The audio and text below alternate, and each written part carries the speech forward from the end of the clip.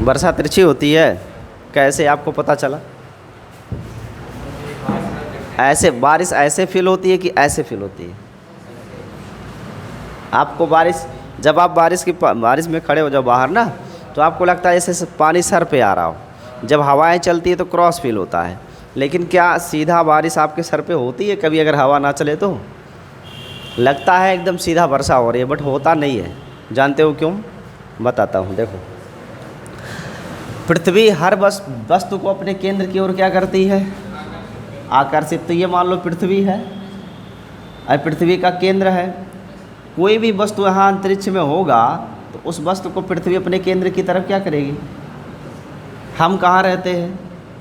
पृथ्वी की सतह पर रहते हैं ना भाई। पृथ्वी के अंदर तो गड्ढा बना के रहते नहीं, तो सरफेस पे रहते हैं, तो यहीं तो रहते हैं। मानव यहीं रहता है। जो भी मोबाइल टावर देखते हो वो यहीं खड़े होते हैं। घर बनता है यहीं पे बनता है। सब कुछ बाहर ही होता है, सतह पे होता है। नीचे यहाँ भी रहते हैं। ये नॉर्थ पोल है तो ये साउथ पोल है, तो साउथ पोल पे भी तो लोग रहते हैं। ऐसी बात थोड़ी ना। चारों तो रहते हैं, लेकिन अब ऐसे लटके हैं लंगूर की तरह। और लेकिन अब ये लटके हैं तो ये संतुलन में अपने आप को फील करते हैं। क्यों? पृथ्वी के गुरुत्वाकर्षण के कारण। पृथ्वी का गुरुत्वाकर्षण प्रत्येक व्यक्ति को अपने केंद्र की ओर क्या करता है? ऐसे खींच के रखता है। और प्रत्येक व्यक्ति इसी गुरुत्वाकर्षण के कारण बंधा हुआ है। ये ग्रेविटी है जो सबको अपने में क्या कर रखी है? पृथ्वी से जोड़ के रखती है। आप पृथ्वी को छोड़ के भागना चाहो तो भाग नहीं सकते। क्यों? पृथ्वी पर केंद्र की ओर बल लग रहा है। और ये कौन सा बल है? गुरुत्वाकर्षण बल। तो पृथ्वी प्रत्येक वस्तु को अपने केंद्र की ओर आकर्षित करती है। ये पेन भी आप छोड़ोगे तो ये पेन भी पृथ्वी पर ही जाएगा और त्रिज्या के अनुदिश केंद्र पर ही जाके गिरेगा। अब चूँकि ये हम जहाँ खड़े हैं वो दूरी हमको बहुत छोटी है, फील होती है, तो हम जब पेन को छोड़ते हैं तो ऐसा लगता है जैसे सीधा जा रहा हो, बट ऐसा होता नहीं है। सेंटर पे जब भी गिरेगा वस्तु किसकी तरफ जाएगा? सेंटर की तरफ। तो ये बादल है आसमान में जो दिख रहा है। अब बादल से वर्षा होगी तो पानी ऐसे ही तो आएगा। पानी कहाँ जाएगा? केंद्र की ओर ही तो जाएगा भाई। पानी की बूंदें केंद्र की ओर ही तो जाएंगी। तो जो यहाँ नॉर्थ पोल पर एग्जैक्ट वर्षा होगी वहाँ पे रहा आदमी सीधी वर्षा को फील कर सकता है, लेकिन इसके बाहर वाले लोग तो वर्षा को कभी सीधा फील नहीं कर सकते। बारिश तो ऐसे ही होगी ना यहाँ पे, केवल नॉर्थ पोल वाला ऐसा फीलिंग करेगा कि स्ट्रेट बारिश हो रही है। बाकी सब जगह कैसी होती है?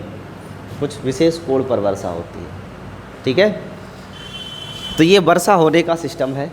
ऐसे ध्यान में रखना। आदमी इतना ज़्यादा खुराफाती जीव है, जैसे कहते हैं नहीं कि पृथ्वी पर सबसे ज़्यादा परेशान करने वाला प्राणी कौन है? तो एक ही प्रजाति है जिससे पूरी दुनिया की प्रजातियाँ परेशान है, वो है मनुष्य।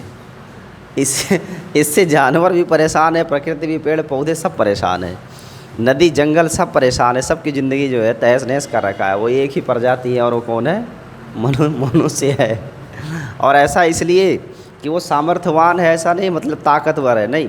ताकतवर तो हाथी है लेकिन बुद्धिमान ज़्यादा है। इंटेलेक्चुअल प्रॉपर्टी जो ह्यूमंस की है वो बहुत ज़्यादा है। इसी वजह से हम अपने मस्तिष्क का यूज़ करके कुछ नया नया ऐसा कर डालते हैं जो पूरे प्रकृति को बदल सकता है। जैसे परमाणु बम उदाहरण के लिए ले लो। अगर परमाणु बम फूट जाए, 10-12 परमाणु बम तोड़ दिया जाए पृथ्वी पे, तो पृथ्वी पर कुछ नहीं बचेगा, सब राख हो जाएगा। वायुमंडल नष्ट हो जाएगा, ओजोन की परत ख़त्म हो जाएगी, पेड़ पौधे ख़त्म हो जाएंगे, फिर बचेगा क्या? हम भी नहीं बचेंगे। तो इस धरती पर हर कोई जीव जो परेशान है वो एक प्रजाति से, और वो है मनुष्य। और इसका कारण ये नहीं कि मनुष्य जो है कोई अनैतिक कार्यों में ज़्यादा बिजी रहता है, लेकिन आवश्यकताएं ही इतनी बढ़ गई है, जनसंख्या इतनी बढ़ रही है कि लोग जंगल को काट के घर बना रहे हैं, खेत बना रहे हैं, पानी का शोषण हो रहा है। जितनी आबादी बढ़ेगी उतने ज़्यादा शोषण होगा प्रकृति का, और प्रकृति का जब शोषण होगा तो प्रकृति अपने स्वरूप को बदलेगी ना। इसी वजह से समस्या खड़ी हो रही है। तो मूल प्रॉब्लम जो जड़ है वो क्या है? पॉपुलेशन, जनसंख्या। आज के 500 साल पहले की जनसंख्या निकालोगे तो बहुत कम मिलेगा। और आज जैसे जब हम आज़ाद हुए थे तो जनसंख्या कितनी थी? 1947 में जब देश आज़ाद हुआ था, 30 करोड़ टोटल जनसंख्या ही थी, 30 करोड़ टोटल लोग थे पूरे भारत में। और तब पाकिस्तान बांग्लादेश भारत का ही हिस्सा था, तब कुल 30 करोड़ थे। आज कितने हैं? 135 करोड़ पार होने वाले हैं। अब सोचो, पहले 30 करोड़ लोगों में ये प्रकृति के जो संसाधन थे, जल, ज़मीन, खेत, ये सब बटे हुए थे 30 करोड़ में। अब वो 135 करोड़ में बट गए, तो धीरे धीरे वो मात्रा क्या हो गई है? कम हो गई है। इसीलिए आदमी अब जूझ रहा है, संघर्ष कर रहा है, आदमी आदमी से संघर्ष कर रहा है। उदाहरण के लिए बेरोज़गारों को देखो एक नौकरी अगर फार्म निकल जाए, 100 फार्म निकल जाए, मतलब 100 पद निकल जाए, तो 2 लाख लोग आवेदन कर देते हैं। अब उसमें 100 पद को ही मिलना है, 100 लोगों को नौकरी, बाकी जो गए 2 लाख में से वो कहाँ जाएंगे? बेरोज़गार ही तो होंगे। तो इतना पॉपुलेशन बढ़ गया है कि शोषण बहुत ज़्यादा हो रहा है प्रकृति का। सो फिलहाल यहाँ पे है, और ये मनुष्य इतना शरारती है कि यहाँ रहते हुए भी कूदना चाहता है। ऐसे देखो, खड़े होकर कूदते नहीं हैं ऊपर, लेकिन अब ऊपर जा नहीं पाते। पृथ्वी इतनी शक्तिशाली है कि वो आपको अपनी तरफ खींच कर रखती है, आप जा नहीं सकते। अगर आपको बाहर जाना है पृथ्वी छोड़ के, तो आपको इतना तेज़ दौड़ना पड़ेगा कि आपका जो स्पीड है, चाल है, वो 11.2 किलोमीटर पर सेकंड की हो जाए। इस स्पीड से दौड़ लगाओ तो पृथ्वी को छोड़कर अंतरिक्ष में जा सकते हो। जहाँ जैसे पर दूसरे ग्रहों पे जाने के लिए इतनी स्पीड की ज़रूरत होती है, तब आप पृथ्वी के ग्रेविटेशनल एरिया को पार कर सकते हो। इतना वेग आपके पास होना चाहिए। इस वेग से ऊर्जा मिलेगी और उस एनर्जी से आप पृथ्वी के शक्ति को छीड़ करके उससे आगे निकल सकते हैं। फिलहाल ये हो गया, वर्षा ऐसे होती, ठीक है। इसी चीज़ को हमें क्या करना है? वेक्टर फॉर्म में लाना है। तो मान लेते हैं ये ग्राउंड है, ये ऊर्ध्वाधर दिशा है, और कोई आदमी यहाँ है,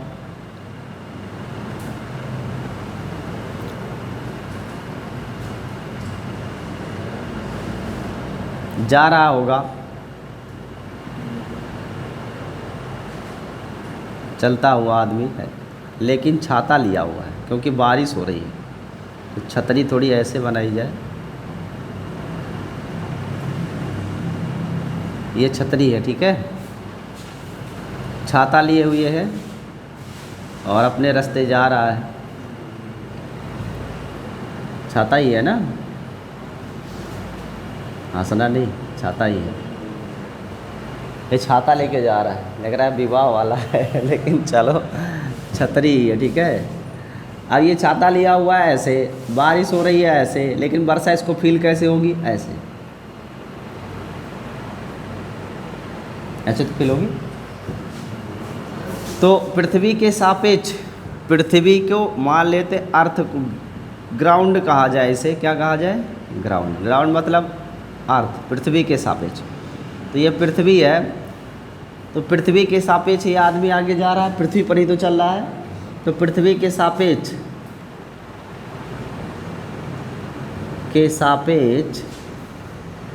आदमी का वेग, तो मान लेते पृथ्वी के सापेक्ष आदमी का वेग क्या है? bmg। m माने मैन, m माने मैन आदमी, और g माने ग्राउंड यानी पृथ्वी। तो पृथ्वी के सापेक्ष आदमी का वेग क्या है? bmg। दूसरा मान लेते हैं पृथ्वी के सापेक्ष वर्षा का वेग, किसका? वर्षा को अंग्रेजी में क्या कहते हैं? रेन। तो वर्षा का वेग क्या लिखेंगे? VRG, velocity of rain with respect to ground, पृथ्वी के सापेक्ष वर्षा का वेग। ऐसे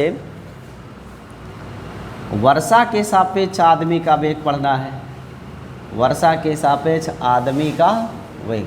तो जब वर्षा के सापेक्ष लेंगे तो रेन के सापेक्ष आदमी का वेग लेंगे तो MR हो जाएगा, velocity of man with respect to rain. आदमी का वेग किसके सापेक्ष? वर्षा के सापेक्ष। ऐसे लिख सकते हैं।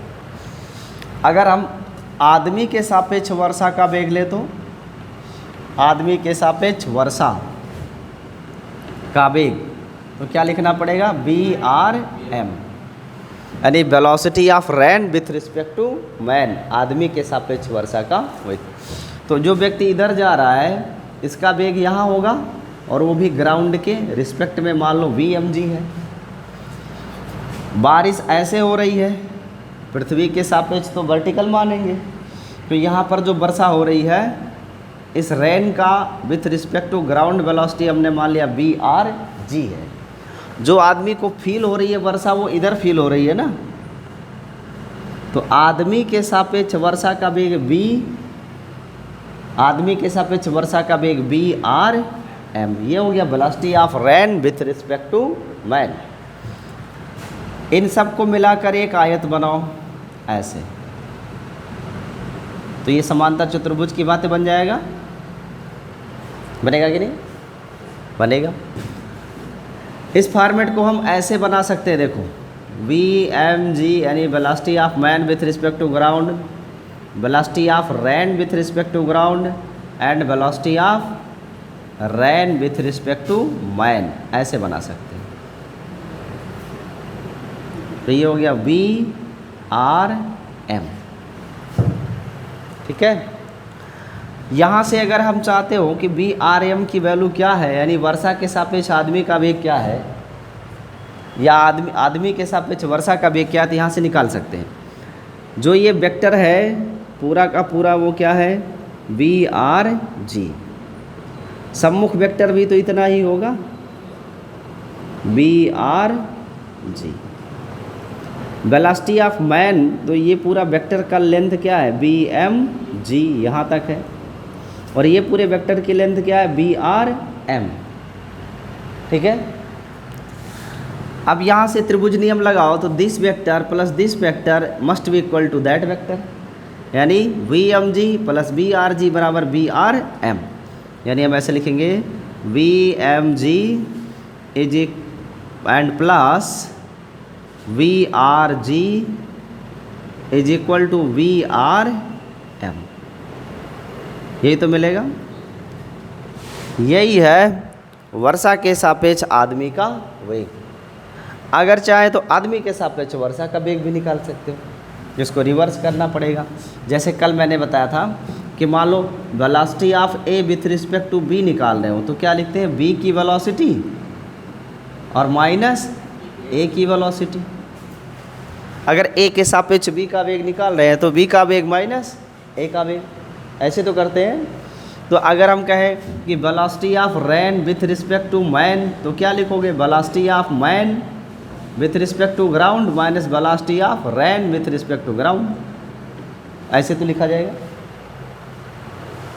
अगर हम कहते हैं velocity of man with respect to rain ऐसे, तो फिर रेन में से घटाना पड़ेगा ना, velocity of rain with respect to ground minus velocity of man with respect to ground. तो ये दोनों फॉर्मेट है जिन्हें हम यूज़ कर सकते हैं। लेकिन एक चीज़ ध्यान में रखना, इसे हल करने के लिए हमें त्रिकोणमिति का उपयोग करना पड़ता है। किसका? त्रिकोणमिति में एक प्रमेय होता है ज्या प्रमेय, साइन रूल। क्या होता है? Sine rule. साइन रूल क्या है? मान लो 3 सदिश आपके पास हैं ऐसे 1 2 एंड 3, ये 3 सदिश आपके पास हैं और इन सदिशों के बीच में कोण क्रम से हो अल्फ़ा बीटा और गामा। तो जो साइन रूल है वो ऐसे कहता है, इसका नाम लिख दे, मान लो कि ये P है, ये Q है और ये R है। तो जो साइन रूल है वो साइन रूल कहता है कि P बटे इसके सम्मुख कोण साइन अल्फ़ा बराबर Q बटे इसके सम्मुख कोण बीटा बराबर R बटे इसका सम्मुख कोण गामा, साइन गामा। ये साइन रूल है। इस साइन रूल का यूज़ करके भी हम ये डायरेक्शन निकाल सकते हैं। तो मान लो कि जो P है वो किस वेलोसिटी को दर्शा रहा है, किसी एक की वेलोसिटी को इन तीनों में से ले लो, किसी को भी ले सकते हैं, जैसा प्रश्न में आएगा वैसा हम इसे मान लेंगे। तो हम P को मान लेते हैं कि ये वेलोसिटी ऑफ रेन है विथ रिस्पेक्ट टू मैन, जो Q है वो वेलोसिटी ऑफ रेन है विथ रिस्पेक्ट टू ग्राउंड, और जो R है वो वेलोसिटी ऑफ मैन है with respect to ground, with respect to ground. तो velocity of rain with respect to man बटे साइन क्या लिखेंगे, alpha. Velocity of rain with respect to ground by sine beta, और velocity of man with respect to ground by sine gamma. ये सूत्र है, इसका उपयोग करके हम डायरेक्शन अल्फ़ा बीटा गामा को ज्ञात कर सकते हैं। ठीक है, कैसे ज्ञात करेंगे ये एक उदाहरण किया जाएगा तो समझ में आ जाएगा। अभी सिर्फ इतना ही। यहाँ से एक और बात आप ध्यान दो कि जैसे मान लो ग्राउंड के रिस्पेक्ट में ये एंगल थीटा हो जाए, पृथ्वी के सापेक्ष ये कोण क्या है, थीटा, तो इस चित्र में से आप टेन थीटा निकाल सकते हो। टेन थीटा क्या होता है, लंब बटे, तो थीटा के सामने की भुजा यही तो लंब है, और ये है वेलोसिटी ऑफ रैन, जो ये वेक्टर है से ठीक वही वेक्टर होगा, तो लंब बटे आधार, तो टेन थीटा को लिख सकते हैं V R G by V M G. तो यहाँ से थीटा की वैल्यू लिख सकते हैं tan inverse V R G by V M G. Direction भी ज्ञात कर सकते हैं। तो ये हो गया पूरा, डिटेल नोट कर लो इतना, बाकी इसके आगे जब न्यूमेरिकल लगाएंगे सिखाते जाएंगे आपको।